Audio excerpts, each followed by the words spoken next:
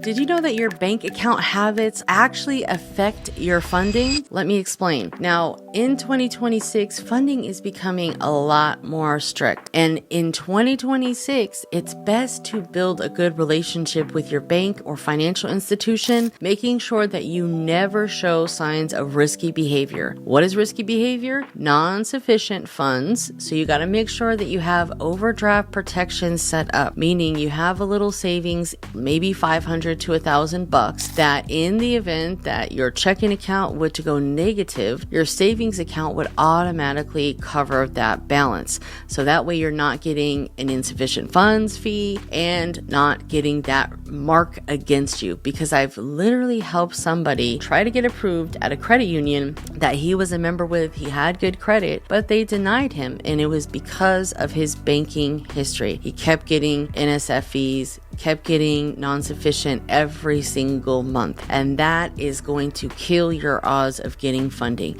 Here's what you want to do. You want to strategically set up a relationship with credit unions or financial institutions that you want to get funding with, and just have a small direct deposit, maybe 5 or 10% of your paycheck be direct deposited into that account, and don't use that account. Just let that money sit there and marinate. There's no need to use it. We have to get it into the habit of paying ourselves first. Even if you have 5% go into that, don't even try to miss it, okay? Try to live without it. In fact, budget without it. Have 20% of your check go into other little accounts that you're not using, that you don't carry the debit card for, and that can just sit there and stack, all right? That is my best advice to you. You have to pay yourselves first and just allow your money to work for you.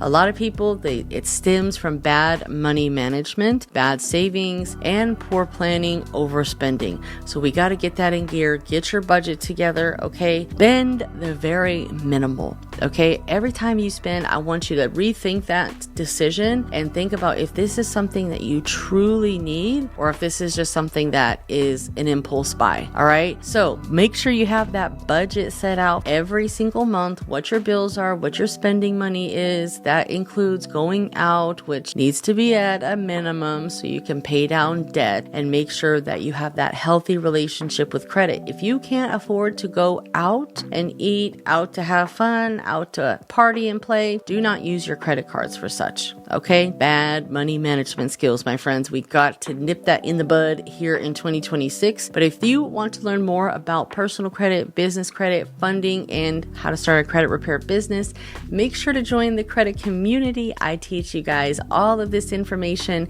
inside of there and so much more, because it's not just about credit repair, it's about understanding how everything works and having those healthy relationships with your credit so that way you can have long-term success. Make sure to subscribe on YouTube. I'll see you there.